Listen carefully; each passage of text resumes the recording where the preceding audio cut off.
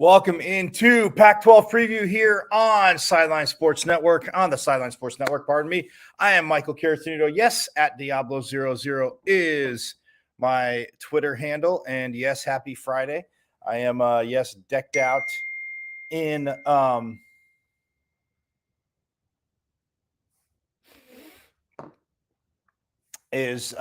decked out and for homecoming. Yes, it is homecoming weekend at ASU. But man, we have a ton of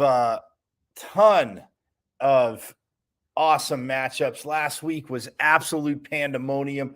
Like I said on Monday, the chaos at the top of the standings. But yeah, it's huge matchups this week. Huge. Great matchups this week. Rivalry games, USC, UCLA. The Battle of Los Angeles there. Huge rivalry games as they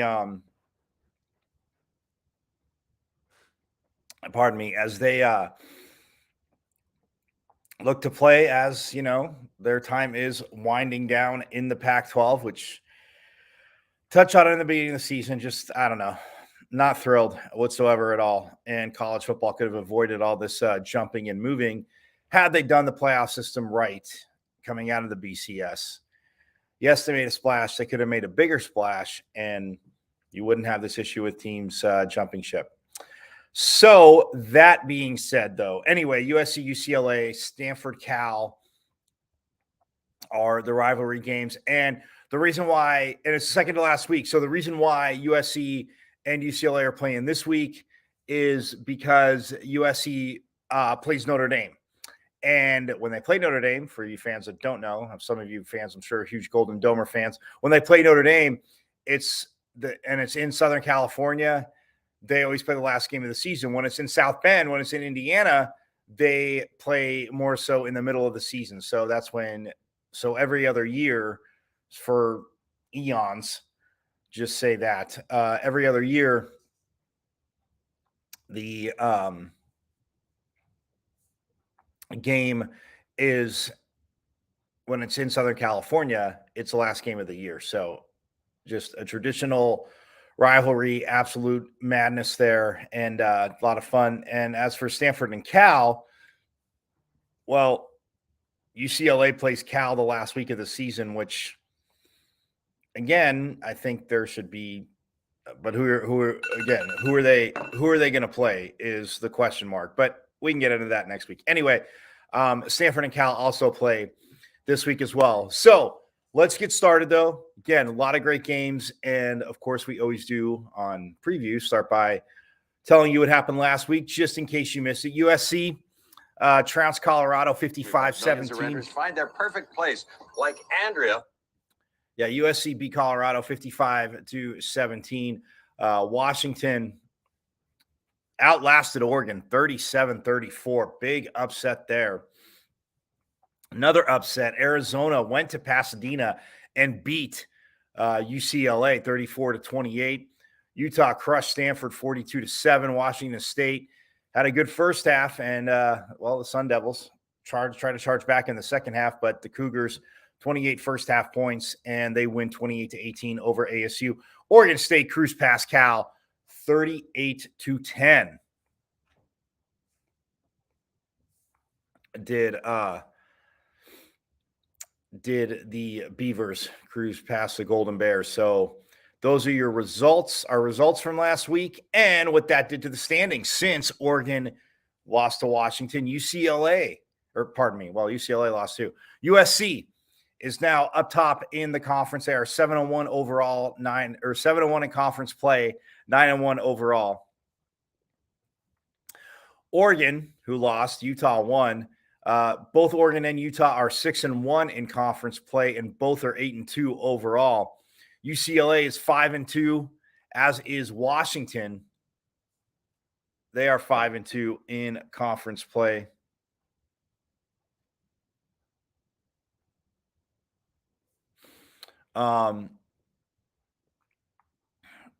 So Washington, so UCLA and Washington 5-2 in conference play, 8-2 overall. Oregon State They are 4-3 in conference play and 7-3 overall. Washington State, they're 3-4 in conference play and 6-4 overall. U of A and ASU in state rivals, both 2-5 in conference play. The Wildcats 4-6 overall. The Sun Devils 3-7. Colorado and Cal both 1-6 in conference play. Colorado 1-9 overall. Cal is 3-7. And yes, it's been a tough year for the Cardinal of Stanford. 1-7 in conference play, 3-7 overall. And like I said, chaos at the top. So USC, so right now, USC and Oregon will be playing in the Pac-12 championship game because, again, there's no North and West, or North and South division. There is just the top two teams in the Pac-12. And no, I still have not warmed up to this because, well, right now you would have a team that's from the North taking on a team from the South. And yes, if I'm not going to sit there and change my tune if it's two teams out of the South that end up playing, say, oh, well, yeah, it's better. No, no. Anyway, that being said, USC and Oregon will be playing each other right now, but Utah and Oregon play this week, so we'll get to that matchup. But UCLA sitting right there, Washington sitting right there. Washington sitting right there, and it's these last 2 weeks, absolute madness. So the Trojans and the Ducks, if they win out, obviously they're there. If the Trojans win out, well, the Trojans' last conference game being tomorrow, so they definitely need to win that because to stay in the championship game. But because playing Notre Dame next week, again, that can help their overall ranking. But as for playing in the Pac-12 championship, so it's wow. It's definitely in the Ducks, same way. If they win, Utah is interesting because if they beat Oregon, then Oregon will obviously have two conference losses. Then Utah will be playing SC again. We'll get into all of it. It is just, like I said, chaos and madness up top. Absolutely love it. There are 6 ranked teams in this. So let's get to that. College football playoff rankings. USC comes in up 1 spot after their demolishment of Colorado last week. They are number 7 at 9-1. Utah, again, still lurking right there. They are up 3 spots. Again, after their big win, crushing Stanford last week, they are up 3 spots to number 10. Oregon fell 6 spots to number 12 after their just tough loss to Washington, which do I feel they should have dropped 6? No. I mean, Ole Miss only dropped 3 spots after losing to Alabama, whose defense has given up a ton of yards and is not the same. But,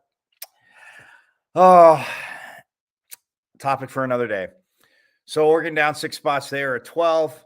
UCLA dropped 4 spots after their loss to Arizona. They are at 16.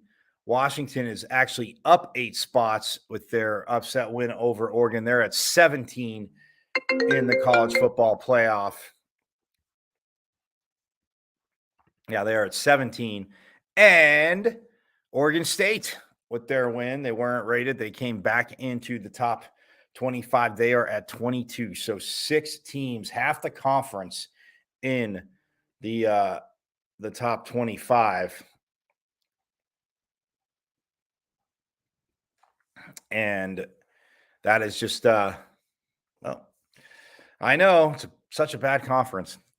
Sarcasm. Anyway, but yeah, so and then when you look at the overall, the top 4 in the college football playoff didn't change. Actually, the top 5, but Georgia at 1, no surprise. Ohio State at 2, Michigan at 3, TCU at 4, and then Tennessee at 5, LSU at 6, and then like I said, SC at 7, Bama at 8, Clemson at 9, Utah rounds out the top 10. I think TCU should be number 2, and they tell people not to get mad again. It plays as to matchups and to where you'll be playing, and it's going to play out. Ohio State, Michigan, they play when they play next week. So, and it's just, it gets frustrating, but not going to take up too much time on that because that's where we're at. But for the Pac-12, again, awesome. SC up at number 7, LSU above them at 6.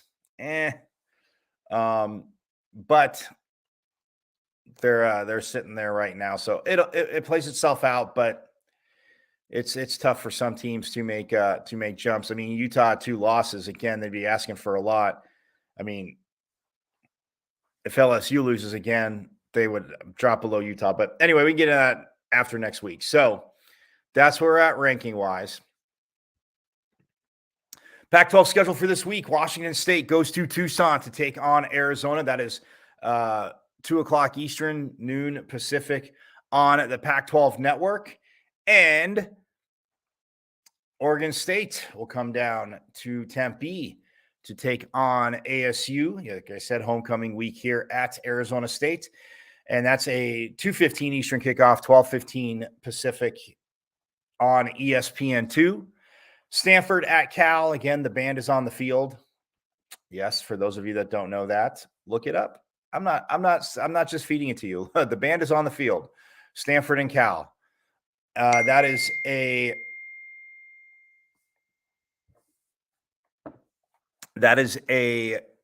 3:30 Eastern. Or no, sorry, that's a 5:30 Eastern, 3:30 Pacific game on the Pac-12 network. And yes, number 7 USC taking on number 16 UCLA, 8 o'clock Eastern, 6 o'clock Pacific, 9 o'clock Eastern, 6 o'clock Pacific. Yes. So I was right. Washington State, Arizona is 3 o'clock Eastern, 12 Pacific on Pac-12.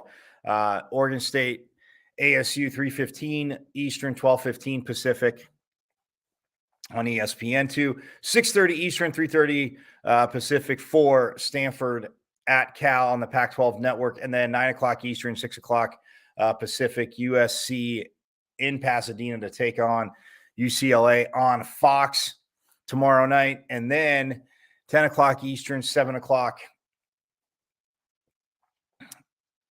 Pacific, Colorado goes up to UW to take on Washington on the Pac-12 network. And the nightcap, the Pac-12 After Dark, 11:30 Eastern, 8:30 Pacific. Utah will head up to Eugene to take on Oregon. So that is where we are at.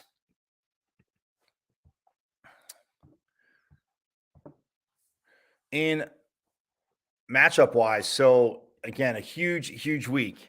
So just going to jump right into it. The first game we are talking about, yes, is the 7th-ranked Trojans taking on the 16th-ranked Bruins, the Battle of LA for these two teams. And, man, you look at it, and it's one of those games where last week, like I said, USC got a huge 55-17 win over Colorado. Quickly, Caleb Williams passed for 268 yards, 3 touchdowns. He did prove he was somewhat human again. He did throw 1 interception. But they cruised in that game. They rushed for 185 yards as a team. And receiving-wise, Kyle Ford, Brendan Rice leading the team in receiving, but 346 yards. It was spread around, and they just dominated Colorado. The defense was able to come up with another 3 sacks for the Trojans as they cruise to victory. And UCLA, on the other hand, maybe looking ahead. And again, I said it from the first show. I said it last week. Chip Kelly doesn't coach like that. You're not looking past somebody. And if you are, It's your fault. It's not an excuse. So you got punched in the mouth by somebody. Arizona goes to Pasadena. And again, I'm not saying UCLA preps like that whatsoever at all, but Arizona goes to Pasadena. UCLA falls short 34-28. Dorian Thompson-Robinson did pass for 245 yards and 1 touchdown. Zach Charbonnet, again, this kid is just amazing. 181 yards on the ground on 24 carries, averaging 7.5 per touch, and all three of the Bruins rushing touchdowns. He also contributed 38 receiving yards, 219 total yards for Zach Charbonnet, and somehow the Wildcats hold on for the 34-28 victory over the Bruins. So the Bruins fall short, but like I said, rushing for 220 yards, throwing for 245, very balanced. They did have 3 sacks as well, but this is a big matchup, and you look at what Lincoln Riley has done at USC, and Chip Kelly in his 5th year, and he's at the 500 mark at UCLA. But for Lincoln Riley coming in, yes, it did help that Caleb Williams, who hit the transfer portal out of Oklahoma, who was with Coach Riley there, it did help that he came and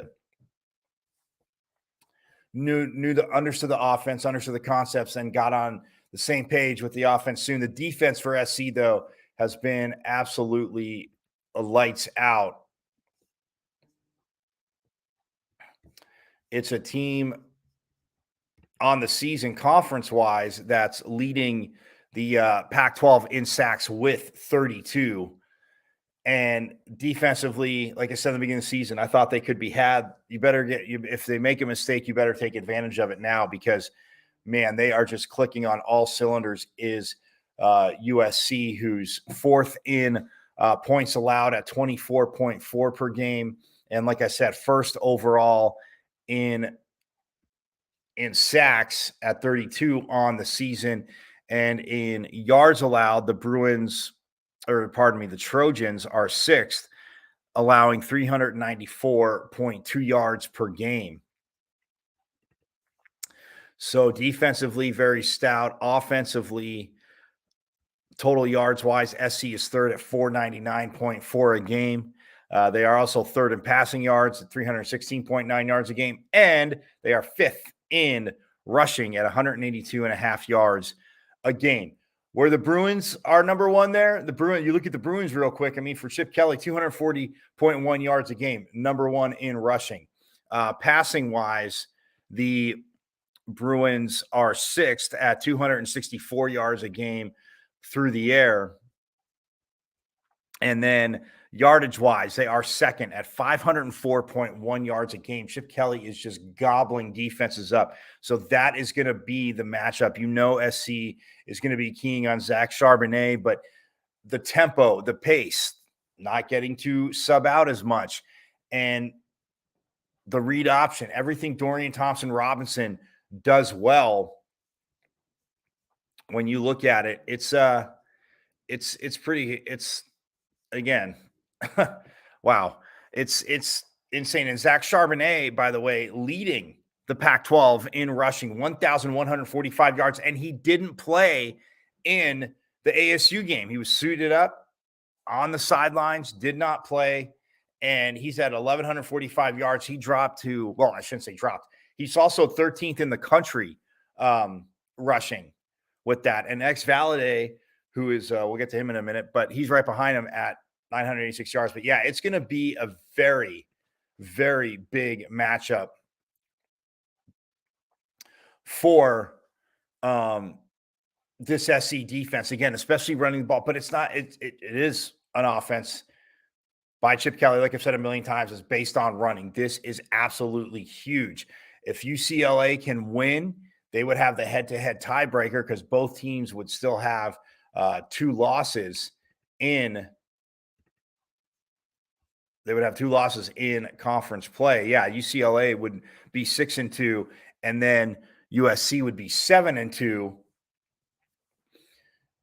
So that's absolutely huge. But what can the Bruins do to try and slow down Caleb Williams? Because this young man, again, two guys in the Heisman, Caleb Williams and Zach Charbonnet, in my opinion, on that upper echelon of nationally who we're talking about Heisman wise, because you can know Charbonnet's getting the ball, but good luck stopping him. So this is going to be a close one.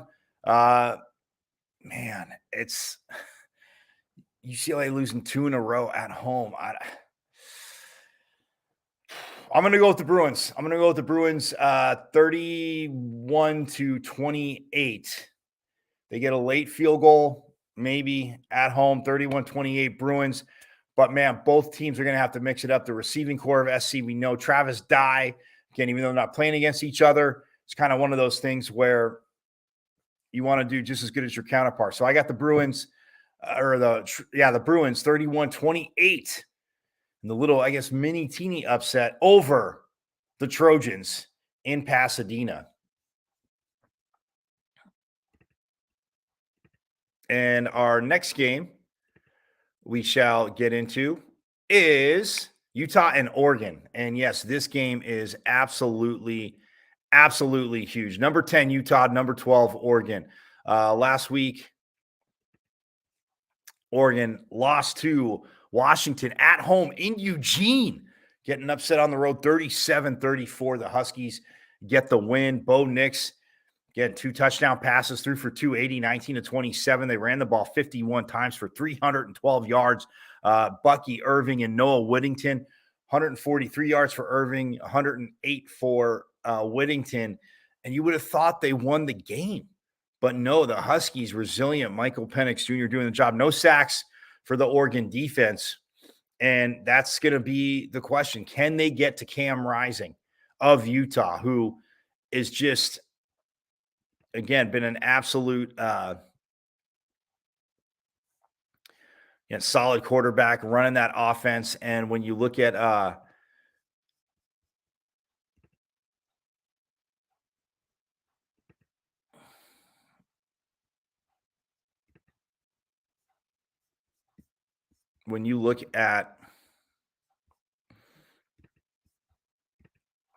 Utah, points allowed a game, they're only allowing 20. They're second in the Pac-12 at 20 points a game. They're first in total yards allowed in 327.9, and they're second in sacks to USC at 29. So they're getting to the quarterback. They're going to have to protect Bo Nix. We know the up-tempo that Oregon wants to go. And like I said, Utah just absolutely rolled Stanford last week, 42-7. Cam Rising threw for 219. Tavion Thomas, again, this young man rushed for 180 and 2 touchdowns. And it's absolutely huge. Kyle Whittingham, again, they have 2 losses, or 1 loss in conference, 2 losses overall, but can still play in the championship game. You beat Oregon, and then you turn around and beat Colorado, which they should handle, and you go into the Pac-12 championship and win. I know 2 losses, but we'll see what happens above them. So they got it in front of them. And like I said, the last time we saw Oregon on the field, they lost to Washington 37-34. Bo Nix, again, a solid game. The running game, phenomenal with 312 yards. Dan Lanning, I think, stay within your game plan. It's going to be physical. You're going to have to run the ball, stay patient with the run game. But for Utah, again, they'll run the ball. Cam Rising can get out there. You have to account for him if you're Oregon. So running wise, almost a mirror image of Bo Nix. You can try and prepare for it in practice, but it's going to be tough as they go on the road there. And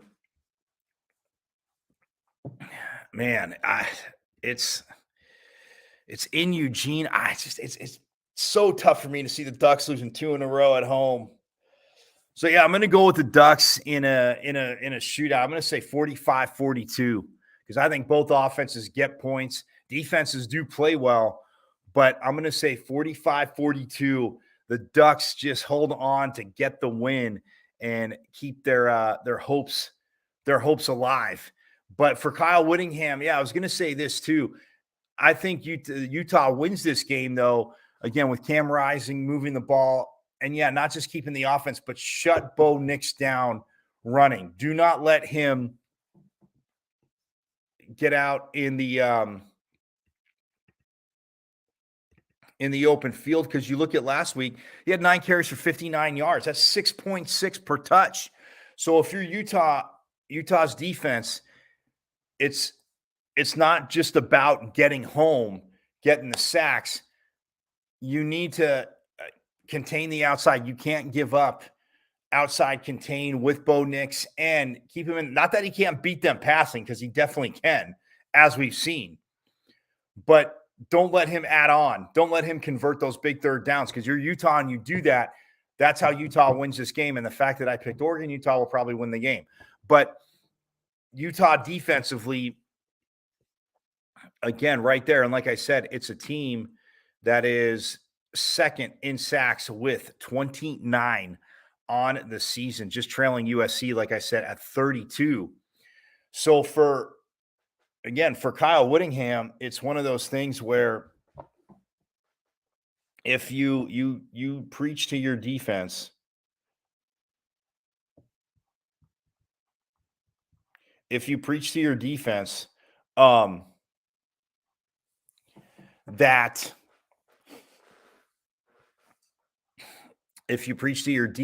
that not even preach, but just get them to say, you always talk about gap integrity, running the ball. I mean, you don't want Oregon to run all over you. We saw obviously that they can with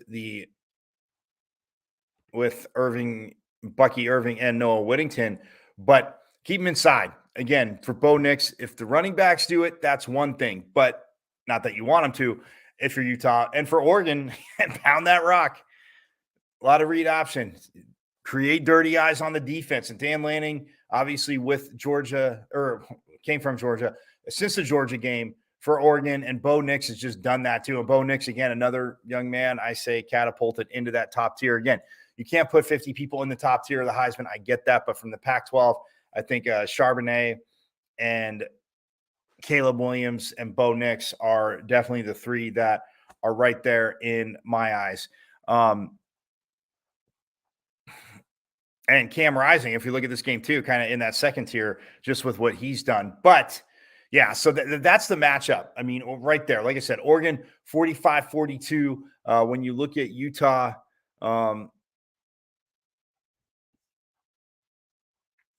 from a team standpoint, like I said, defensively, just lights out. Second in sacks, first in yards allowed, second in points allowed. They are also in rushing. They are third at 210.1 yards per game, behind, of course, UCLA and their opponents, Oregon, who's rushing for 239.3. So such a big matchup right there. But like I said, it's just tough to see the Ducks using 2 in a row in Eugene. Just like if this game was in Salt Lake at Rice Eccles, I'd be saying, and Utah came off a loss, I'd be like, I can't see it. I can't. And maybe that's me, being blind to it. I don't know, but nonetheless, I can't see it. So the Ducks 45-42 over the Utes. UCLA 31-28 over Southern California. And our next game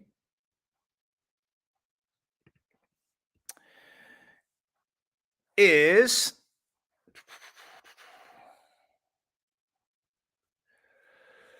Colorado at Washington. And look, this one, Michael Penix Jr., he's the man. Colorado, like I said, they lost 55-17 last time they played. JT Stroud only threw for 124 yards. They rushed for 135 against the Trojans. But you're playing a Washington team, again, that has played themselves with that huge upset of Oregon right back in to possibly playing in the Pac-12 championship game in Las Vegas. For the Buffaloes, again, they got the win against Cal. I just don't see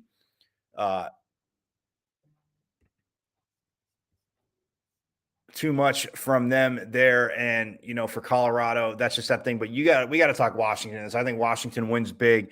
But Michael Penix Jr. last week, 26-35, threw for 408 yards, 2 touchdowns. And, well, yes, he did throw for 1 interception, but only had to put it up 35 times. And they ran the ball 22 times for 114 yards. But Penix, I mean, this young man And second tier, again, Heisman as well, because he is, you look at Washington offensively, they are fourth in the Pac-12 in total yards a game at 498.2. They are first in passing yards, 374 yards a game passing. Rushing is where, again, they are eighth at 124.2. Again, could be a little bit better, but when Michael Penix is spraying it like that, you can't stop him. And then you look individually, Michael Penix Jr., number one in the Pac-12, 3,640 yards. This young man has passed for. Absolute insanity there. And he's number one in the nation passing yards. 3,640, just about 100 up over Austin Reed of Western Kentucky. So look, for Michael Penix Jr., I don't think they overlook Colorado now that they got that win against Oregon. And for Kalen DeBoer, again, this offense has been clicking. Wayne Talupapa at running back has been solid. Obviously, Romo Dunze, their top receiver, although Jalen McMillan had a big coming out party last week against Oregon. He caught 8 passes for 122 yards, 15.3 per reception. So again, if McMillan can do that, now they got to be wary of him. But yeah, I say Washington wins huge. Over Colorado. Sorry, Buffs fans. Again, I know it's been a tough year. You did get that awesome win against Cal in overtime at home, but the Huskies, look, they're playing to get into the Pac-12 championship game, a little bit behind the 8 ball, but they can do it. And I think it's a 51-10, 55-10 game, something like that. You know what? Let's go. I'm going to go 55-21. Washington beats Colorado 55-21 in that game. 55-21 Washington over Colorado. All right, we're going to step aside real quick. And when we get back, we'll hit the other games. And we will also trying to hunt down our guests. So we'll be back here on Pac-12 Preview on the Sideline Sports Network.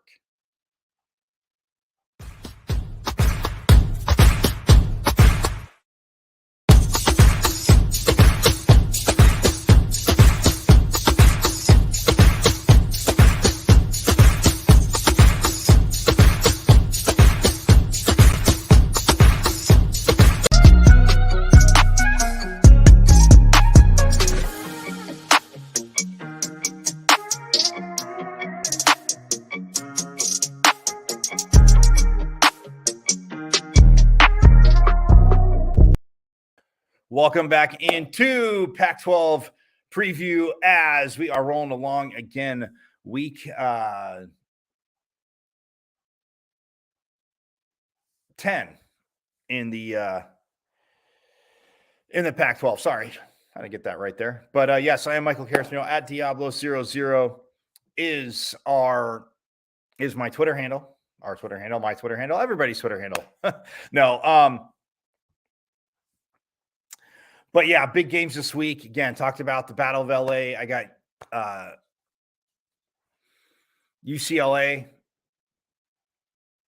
3-point winners over USC. I have Oregon 3-point winners as well over Utah at home, because I just, again, don't see them losing to up in Eugene. Actually, no, I had USC 31-28 over UCLA. So, yeah, USC over UCLA 31-28. Oregon 45-42 over Utah. Washington blows out Colorado. I said 55-21 there for the Huskies. And now we get to Stanford and Cal. The band is on the field. Yes. Saw some pieces on that throughout the week. Again, one of the most historical games played, just because of how it was played, but how it also ended with Cal winning the game, Stanford thinking they won it, and the band, yes, some of the band was on the field, and Cal ends up winning that game. It is at Cal. Look, we've seen more consistency from Cal than we have from Stanford. Stanford has not been the same in the trenches, whether it be O-line, D-line. Cal did lose 38-10 to Oregon State last week. Jack Plummer threw for 147 yards, 1 interception. They threw it 34 times, and they only rushed for 9 yards, did Cal. So Oregon State's defense absolutely beat them up. But look, going against Stanford, who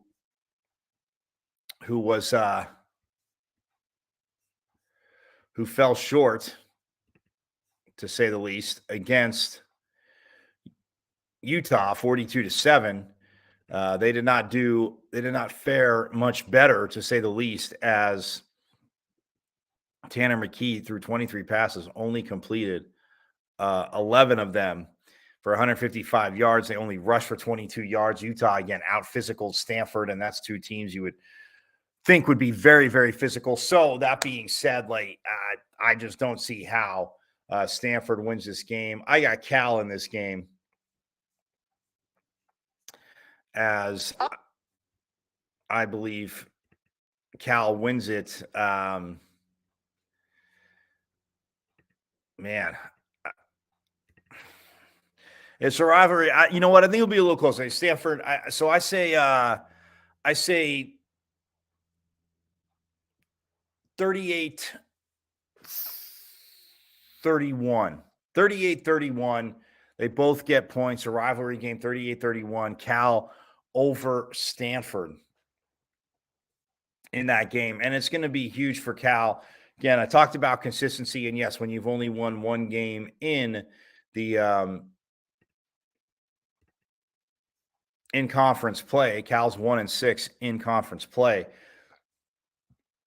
and Stanford 1-7. So rivalry game, absolutely huge. But for Justin Wilcox, again, the struggle to build consistency this season on both sides of the ball at both times just has been the challenge. And when they've had good offensive performances, defenses have maybe been taken advantage of. When the defenses kind of stepped up their game, the offense just couldn't get anything going consistently.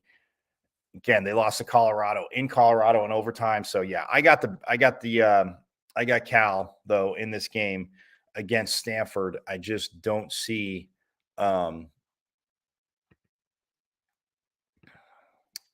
it for Stanford. And if they prove me wrong, then hey, they proved me wrong. I don't know what to tell you. They do. But that being said, our next game, we'll see Washington State take on Arizona. Both teams winners last week. Washington State at home held on to beat ASU, and Arizona, like I said, went to Pasadena, and man, they absolutely balled out to beat the Bruins. Cameron Ward last week for the Huskies for the Cougars, Cougs fans, for the Cougars threw for 219 yards and 1 touchdown. They did rush for 137 yards. Nakia Watson, the man there. This is going to be challenging for Washington State. Look, we know Arizona can put up some major, insane points. Jaden DeLara has been very sick. Like I said, they go into Pasadena and beat the Bruins. And when you have a guy, Zach Charbonnet, who's been one of my favorites, as you all know, not just in the conference, but nationally, Charbonnet is 13th in rushing nationally, dropped to 13th, didn't play the ASU game. So he's still right there. He has a shot to be in the top 10, and he's the only running back right now over 1,000 yards. But for Arizona, you know what? Washington State come in there. Can Washington State handle success? Defensively, we know they can. They punch people in the mouth. I can't believe I'm doing this. I'm going to go with Arizona at home, 35-34. And of course, since I did that, they will probably lose the game. But I just look, and Jacob Cowing, this kid is tops in the Pac-12. He's top 5 nationally receiving. I've done a bad job talking about other guys, not giving him a shout out, but we'll do that next week on Rivalry Week. But anyway, that being said, I got Arizona in that game by 1 point over the Cougars, and we'll see what happens. But now we get to the last game of the week, and I'm so lucky to be joined by the man, Chris Cartman. Yes, Sun Devil source. The man knows everything, and I'm proud to say at times more than me, but at least we can have crazy old school banter conversations too to educate kids about music and other stuff, right, Chris? Oh, you're muted. You're muted. We love to do it, don't we? We're taking it back, going through our 80s period that we enjoyed so much. And Chris, I mean, we were kids for it, but here's the thing. My grandpa used to say, when people call you old for knowing something, it's called being knowledgeable. And since he was in the Army for 20 years, it's like the old commercial, the more you know, right? So yeah, exactly. And we can help people with percentages too, right? 100%, man. Like these kids say, right? 100%.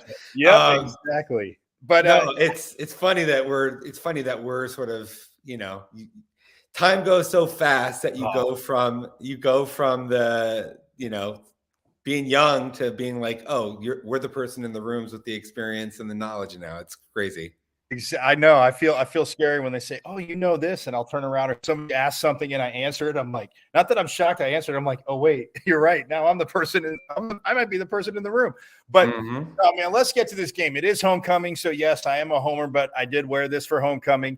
2 weeks ago, I did have a Utah hat on because one of my friends from alum from the University of Utah was like, "You haven't worn it on the show yet," so I put everything else on except for the one school, which will not touch me, as you know. But I mean, let's get it. It is homecoming. Obviously, Oregon State coming off a big win last week. But for ASU, the second half was good up in freezing cold Pullman, where you were. But looking at the matchup, I mean, let's start with the ASU offense. I mean, Trenton Bourguet seemingly says he's feeling better. He'll be in. What can they do against this Oregon State defense? What do they have to do in your eyes? They have to have balance, and that's really hard because Oregon State is so good at stopping the run, right? The only team that ASU's been able to put up a big offensive performance without running the ball at least decently well, Washington, and Colorado maybe a little bit to some degree, but they're such a bad defense that didn't really matter. This Oregon State, though, is a totally different animal, even at home. And I feel like Xavier Valade, his use rate is as high as anybody in the Pac-12, the way that they've started to throw the ball to him recently, which I think was very smart. They should have been doing it earlier on. When you have these particular challenges like ASU has, where they don't have a lot of weapons on offense, their offensive line has these particular challenges where Ben Scott might not play this week, on top of Ladarius Henderson, right, on top of Joey Ramos. Now you have a center who's playing for the first time, and Oregon State's really good at the point of attack. So I think you have to be creative at getting the football to your athletes as quickly as possible. And that's really, everybody knows Xavier Valade and Elijah Badger, and Gio Sanders won't play this week. Probably because he's hasn't practiced after hurting his leg at Washington State. So maybe Cam Johnson now becomes a factor. Daniel Ngata, perhaps, is somebody that we know who can make some plays. You just have to get the ball to them as much as possible, as quickly as possible. And you can't just give up the run game entirely, even though Oregon State's really good on the ground. You have to be able to, because Oregon State's not that big up front. They're athletic and they're talented, but you have to be able to be willing to try to run the ball on early downs. Yeah, I know, and Oregon State fans don't like it. I actually said it to one on Twitter the other day with their offensive line. Like, players have talked about, but just seeing them this year, they're athletic. They kind of remind me of the Chip Kelly Oregon lines. And I know they didn't like that comparison, but they weren't always the biggest, but they were very athletic. They cut you off on the edges. So that's, and Daniel and go ahead. I was going to jump in and say, and the coordinator is Trent Bray. Trent Bray, in his first year coordinating ASU's Oregon State's defense, they weren't that good actually the last couple of years on defense. They were much more of an offensive emphasis type of a team. So Trent Bray, for people who don't know, he was ASU's linebackers coach in his very first job. Vontez Burfict, Shelly Lyons, Brandon McGee. His dad, Craig Bray, was ASU's defensive coordinator under Dennis Erickson. Things kind of went sour. They didn't have discipline in the program, all this stuff. But Trent Bray was like in his late 20s, and I'm saying to myself, okay, this guy is going to be a really good coach in due time. And here he is. He's 40 years old. And one of the things that is interesting to me is, and I said this on my message board, nobody's talking about Trent Bray as a head coaching candidate. But a place like ASU, where he has very intimate firsthand knowledge and understanding of, he's actually born in Flagstaff, by the way, side note. But and he was an all-conference linebacker, as we remember, at Oregon State. Not to go back to how old we are, but 20 years ago, the guy was an all-conference linebacker. So I just think that he deserves some recognition as well for the job he's done. Oh no, absolutely. And they have done it. I mean, it's been a little rocky for Oregon State, but I was going to say Daniel Nagata too, you bring up a great point there. I know you don't, and getting the ball to X. And I know not to pat myself on the back, not that I was the only one asking. That's one of the first questions I asked Coach Iguano when he was a running backs coach. Like, how much are we going to see X and Daniel getting the ball receiving out of the backfield? Because you see what they can do. We see it in practice. And it's like, man, like I get it's practice, but still get those guys in space. Nagata hasn't gotten as many touches. He's been good very good in the return game. And yes, there's only one ball, but do you think maybe these last 2 weeks we might see a few more touches for Daniel? Well, actually, you'll remember this when they went to some 20 or 21 personnel type stuff where they had both running backs on the field, and they were using one as a lead blocker on some of these sweeps and outside run concepts. It was very effective. And you can do all kinds of different things when those guys are on the field together with the motions and shifts and getting them involved in RPO actions and things of that nature. So I think they've probably underutilized Daniel Ngata this season for how explosive that he is on the edge and his playmaking capability. This was a season that, to me, very much lended itself to heavier tight end and running back utilization in the passing game earlier on than they did, given what they were uncertain about with their wide receivers. And of course, Elijah Badger's been better than probably anybody expected, myself included, but they haven't had a big range of weapons at the wide receiver position. And I think Sean Iguano has evolved this to some degree since taking over from Glenn Thomas, but probably not as rapidly and as much as needed for ASU. Yeah, and it's tough because you bring up a great point there to do it.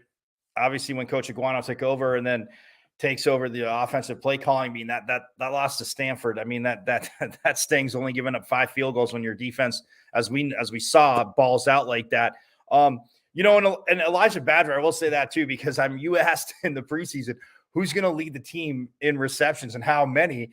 I know I went with Andre Johnson, and early on I felt pretty good, but Elijah Badger, I mean, has stepped up. Maybe, you know what? I'm not an offensive coordinator. I may have stayed at a Holiday Inn Express, maybe a few jet sweeps for this kid too, because they did the one, and it was a big play. Yes. And last year he had multiple touchdowns on not very many touches. I 100% agree. Right.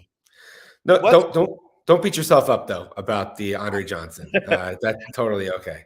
Oh no, nobody knew exactly, and you're right. The tight ends being more involved. I mean, again, Jalen coming back, obviously, Messiah coming in preseason. I thought, man, the backs and the tight ends, like that's how you keep the UCLA offenses off the field. That's how you keep the USC offenses off the field. Oregon, well, everyone like that. And it just, like you said, it didn't amount to that. But let's look defensively. I mean, you made a comment earlier that Kyle, and we were waiting for interviews the other day, Kyle Soley obviously didn't play last weekend. That's the one kid we know, like, if he can't, like, there's something majorly wrong if Kyle Soley's not playing. He still leads the Pac-12 in tackles. He fell to 13th in the country, which is obvious. I don't mean fell, as in a bad way. That's phenomenal. But this defense, I mean, rushing, they've given up a lot, but it just seems like in spots to me, and looking at the games, they're actually playing good as a unit. They're playing together. It's just sometimes it's maybe not the right calls. And the way somebody gets a block, to me, it doesn't seem like the defense is playing that bad. What say you to the voice of reason between the two of us with this? So look, when you are a little bit off in like 5 areas, then you're a lot off. You know what I'm saying? Right. That's the problem that they have is they basically they were not utilizing their personnel as best as they probably should have early on in the season, playing too much relaxed coverages, zones with guys who are press man corners like Ro Torrance is and others. They weren't blitzing enough to keep opposing offenses and coordinators honest and a little bit uncertain about what might be coming. They had some injuries up front. Michael Matus, Omar Norman-Lott's been hurt quite a bit. They've had other guys who have been banged up at the point of attack. I think that's been a limiting factor. And then some guys haven't done quite as well as expected this year, quite honestly. Right. Especially in their front seven with just being assignment sound, not trying to do somebody else's job, the gap fitting. And then I think, some of the skill development coaching is probably also not been as good as it could have been because guys aren't maybe getting off of blocks or getting around blocks or they're magnets to blocks. And all those things, they together lead to giving up 400 rushing yards to a UCLA, which is a great offense and mastermind Chip Kelly. And then also, as you know, Michael, like you got to get off the field more on third downs. ASU is 130 out of 131 on third downs. Literally, if ASU had 20 more plays on the entire season where they were better on third downs, 15 to 20 plays. Oh yeah. Okay. They would be, and or like being a little bit better in the red zone, right? We would be talking about a team that was probably like 5-5 right now, or maybe even like 6-4 right now, potentially. Right. Like that is literally the difference. And yeah. Yeah, no, because you and I know you bring that up, and again, and for people that, and I've talked about it before, the press box, like after the game you can talk, but don't like to shout down. So I'll come down and talk to you. But I was saying that to you after the Washington game and even the UCLA game, because even though they won the Washington game on first and second down, and even if you go all the way back to Eastern Michigan, they were really good on first and second down. You had third and longs how many times? And Washington gets it. UCLA a few times, and that proved to be very huge because just get off the field. You have 3rd and 10, 3rd and 12. You got to get off the field. So, yeah, I'm with you. 3rd and 11, 3rd and 12, 3rd and 12, 3rd and 14, and only 2 third downs that were not conversions by UCLA in that game, and one of them was a dropped pass. Yes. Yep. So and you have no 3rd and 14 scrambled for 18. Nobody touched him until he was 17 yards down the field. Right. And another 3rd and 12 was a touchdown run where he basically ran around containment. So you have to have assignment soundness, you have to have discipline, and you have to be able to get some third down stops. That's the recipe. Absolutely. No, I mean, it's a bummer because, again, we talked about, obviously, guys like Merlin that came back, Kyle that's been, the heart of the defense. And yes, congrats to him going to the Hula Bowl, obviously, is going to play there. And look, it might not be a first round pick, but we always talk about linebackers that can make plays situationally. I mean, he's a guy, again, might be probably maybe an undrafted free agent, but a guy that's going to play like that, just be that, put his helmet down. And even when, because, and I've said this on the preview show, like people have asked good questions. I've given you shout outs, asking good questions. Kyle's just like, yep, there's just that he'll answer it. It's not like he just gives a generic, boring answer, but he's like, nope, don't want to touch that. Just going to play the game. Yeah. I mean, look, man, I'll miss that from him because to see how he's grown and what he's done, and a defense that, last year, obviously it was different. And when that secondary played this year, it's like having hope, seeing how Merlin came in. But I will ask you this, when you look at the key, So offensively, I mean, Oregon State's been going with Gold-Branson. I mean, he came in the beginning of the season, towards the beginning of the season because of injury, and they've managed him. He's not throwing the ball a ton. ASU kind of sit back or kind of bring numbers up and dare them to throw? Should we at least bust that out this week on homecoming and senior day? I've been saying for quite a while now, you have to be willing to accept giving up a few big plays by playing more man coverage on the perimeter and bringing safety into the box to be able to help against the potent rushing attacks. Like there's no other way around it. It's probably actually the best way for ASU to play because Ed Woods and Ro Torrance and even Isaiah Johnson have done pretty good in man coverage assignments. Okay, yeah, sure. Sometimes Oregon State's going to max pro with 7 guys and they're going to run some crazy double moves and beat you over the top. But I think you're more apt to give that up when you're playing in relaxed coverage where guys are off and they're trying to read things. If you are just attached to your guy the entire time, you're less likely to have a mental breakdown or a coverage bust because you kind of know, okay, I have to stick with this guy. So I think, and Oregon State is so good with this rushing attack, and they have the 3 good, and you mentioned like Gulbranson, they haven't needed him to do that much, taking over from a quarterback who had thrown more interceptions and touchdowns. So, but really you have to still make the quarterback be able to connect on some throws to beat you. And the only way you really can get into those situations is if you're doing decently well at stopping the run. And ASU probably has to bring extra help to be able to do that in this game. We'll see. We'll see what happens. Oh, lastly, I want to get this to you because you were standing right there and you were talking to him. He said it to you, but talking to Case Hatch, this guy's been, obviously another player has been great. He said he's declaring for the draft. He is a bit older. The COVID year, he has an extra year if he wanted to come back, but he said right there, and I heard him say to you, he's going to declare. Your overall thoughts on, just his career, what he's meant, how he plays, and where he could end up. Does he get drafted or is he undrafted? I think he's going to be undrafted. It's very hard for fullbacks to get drafted, obviously, right? You have to be like fantastic. Right. I think he has improved pretty consistently. He was a little bit too much of a bull in a china shop kind of earlier on in his career as a blocker. I'm seeing that he has more sort of understanding of how to sort of approach blocks and be a little bit more patient at times, getting his feet set, letting some of the guys come to him. He's been really great. In fact, I think that they probably have underutilized him this year, not getting the ball to him more in the passing game on slips and screens and some short yardage situations where you can do some quick handoffs out of I formation type stuff. And so he didn't really get to showcase the full sort of spectrum of what his capability probably actually is, like in the red zone and short yardage situations and all that. That's probably going to hurt, but I understand he took a 2-year church mission. There's a COVID year. He's probably 23 or going on 24 years old at this point. You're going to have a new coaching staff. So it makes sense for him to go.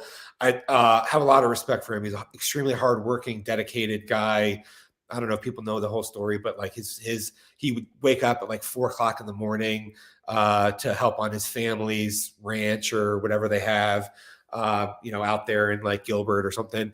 And the one that's a little bit more, and Ladarius Henderson has said, okay, I'm not like 100% sure I'm leaving or whatever. Like I'm going to make that decision in the next few weeks. That to me is one that doesn't make quite as much sense because he's a year young for his grade. Yep. He was a 17-year-old all the way until December of his freshman season, right? Played. Then he shouldn't have had to play, thrown out in left tackle. Then he didn't play the next year. Well, he was a backup, right? The COVID year, which is, short, obviously year.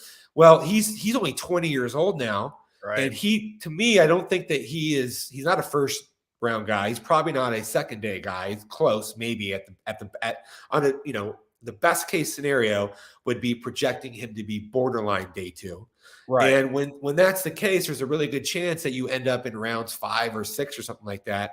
And I think that Darius Henderson is somebody who he's very good and he's only getting better and he's getting a lot better. And I think that he could actually help himself by coming back for a year, but he's also so smart and so mature and he's getting his degree this month or next month. Yeah. So I sort of get it why he also might want to leave, another new coaching situation, but right. It's good. Those are hits to ASU because it's 2 of the guys that would be more your veteran leaders next year had they made different decisions. And Ladarius isn't 100%, but I think he accepted an East-West Shrine Bowl appearance. He's being honored on senior day. So that means he's more likely than not won't be back.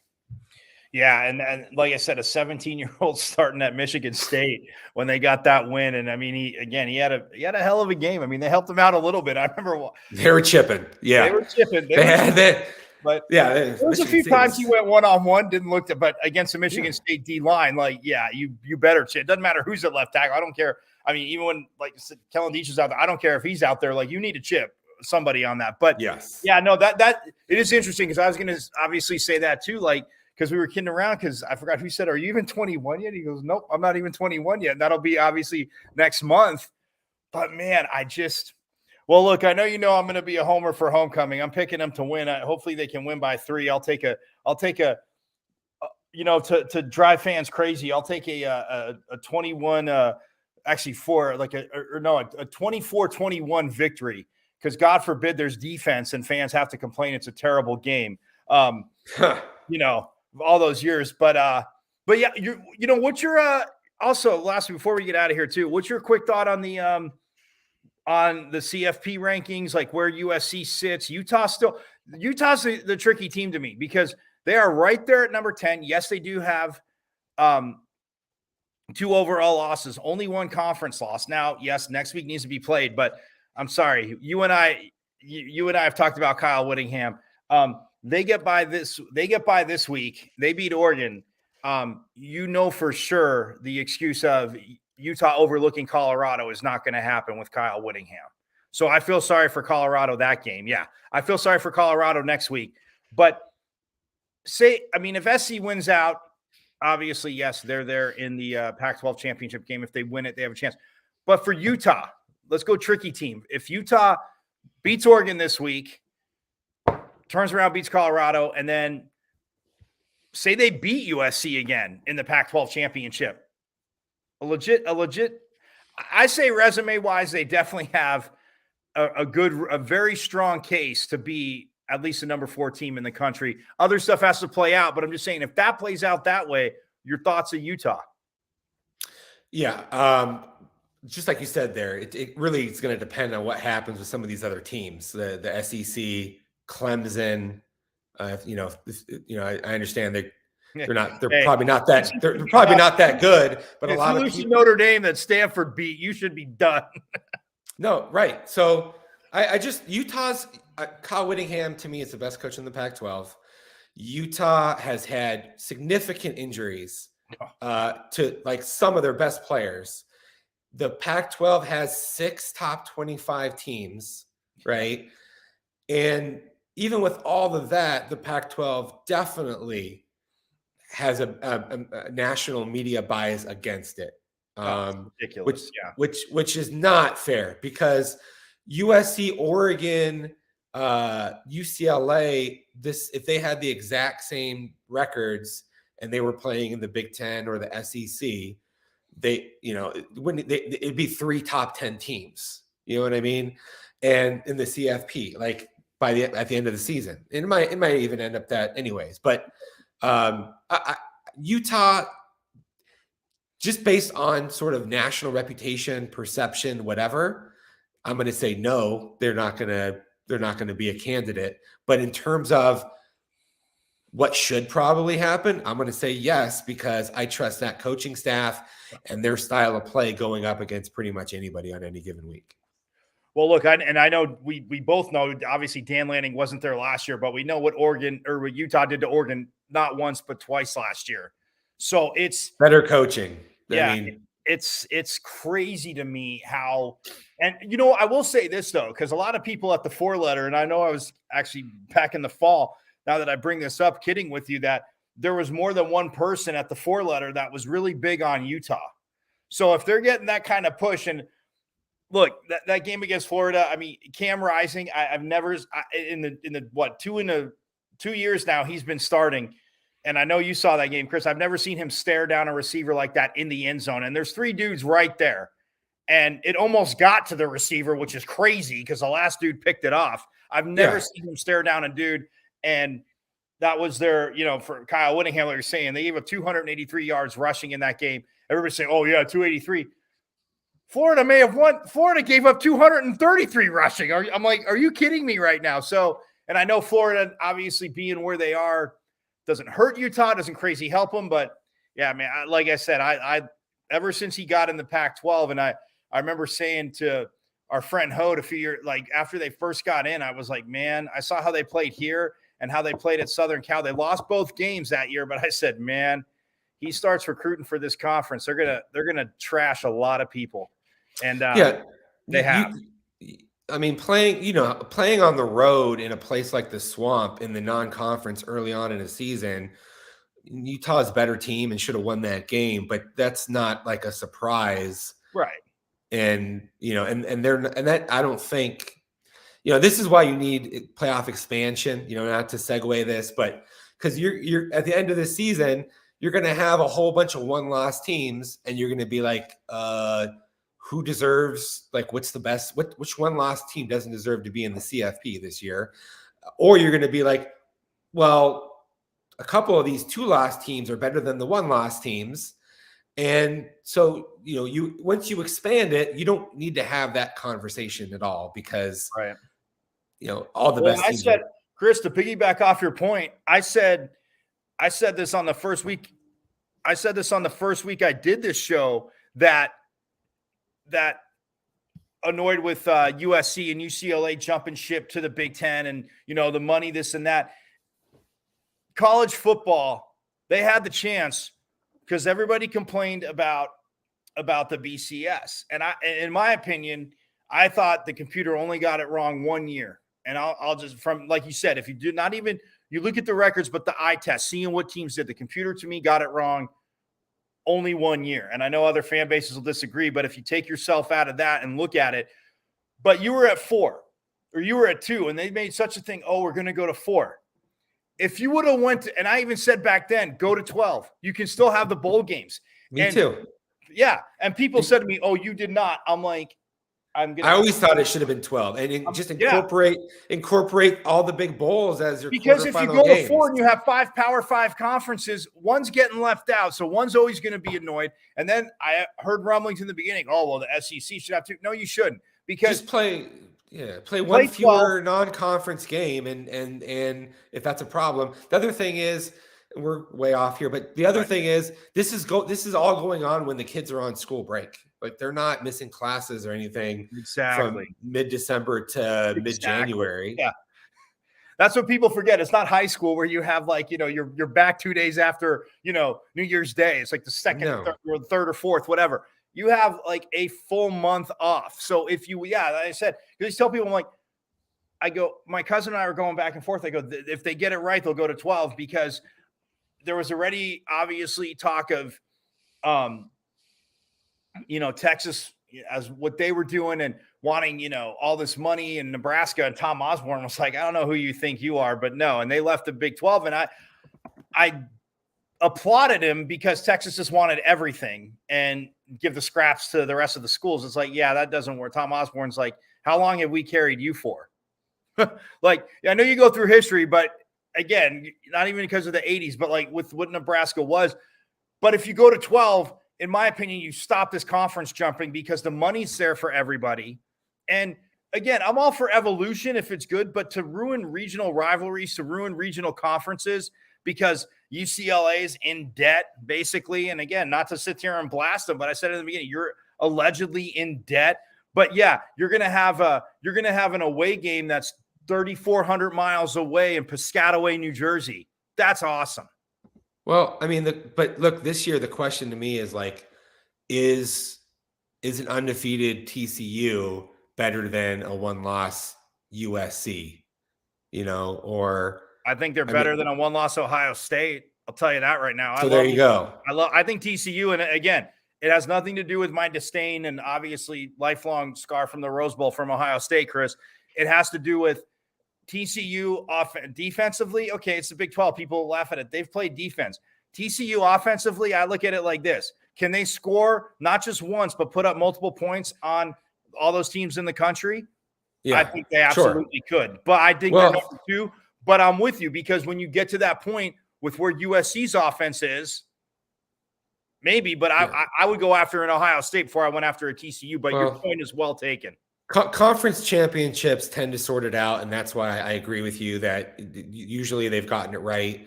But when you have Tennessee at 1 loss, given who that loss was to, and then TCU's undefeated right now, and USC is 1 loss, and Ohio State is undefeated, but okay, it's like it's murky, Right. So, but we'll revisit this in 2 weeks and we'll see what we think.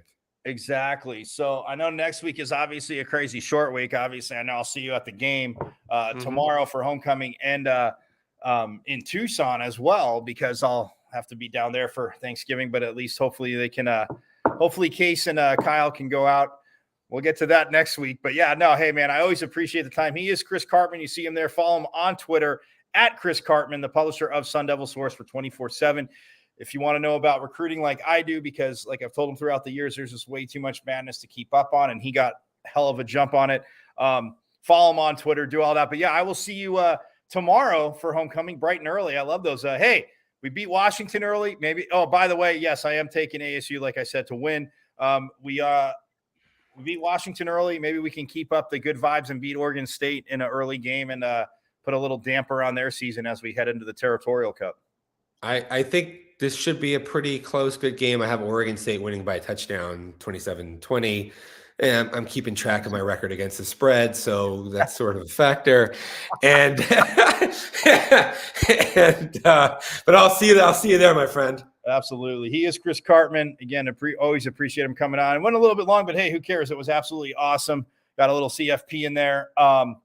Again, those are the games this week. Real quickly before we get out of here, Washington State and Arizona kick it off. 3 o'clock Eastern, 12 Pacific on the Pac-12 Network. Oregon State, Arizona State, like I said, on ESPN2, 3:15 Eastern, 12:15 Pacific. And then also on the Pac-12 Network at 6:30 Eastern, 3:30 Pacific.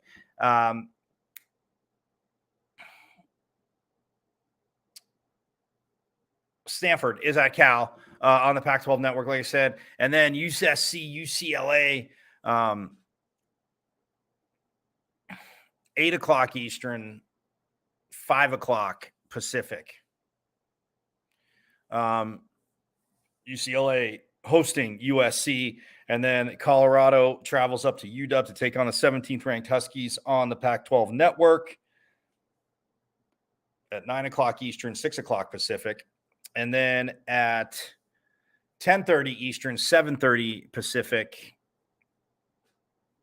on ESPN, Oregon will host Utah. And if you're on the East Coast, do stay up late for that. But anyway, I want to thank Chris Cartman for jumping on there. Again, I went with Arizona somehow over Washington State. I took ASU at homecoming over Oregon State. Cal to beat up on Stanford in their game. And USC by 3 over UCLA, 31-28. Washington to blow out Colorado. And it was so tough for me, but Oregon by 1 over Utah. So we'll see how that goes. And we will get out of here, though. I will see you on Monday. Everybody have a safe weekend. Enjoy your college football weekend. Again, more madness occurring, especially here in the Pac-12. I'll be back on Monday for Pac-12 review, and we'll see if I was right, if I was wrong, how it's going to affect the college football playoff rankings, how it's going to affect the Pac-12 championship. Can UWs reach their way back up? We'll see. Utah, Oregon, UCLA, USC, obviously the feature matchups this week in the Pac-12. Have a great weekend. Watch a lot of college football. Thank you to everybody at Sideline Sports Network. And obviously, yes, my brother Eric Wilson. As we get out of here, I'll see you Monday. Forks up, though.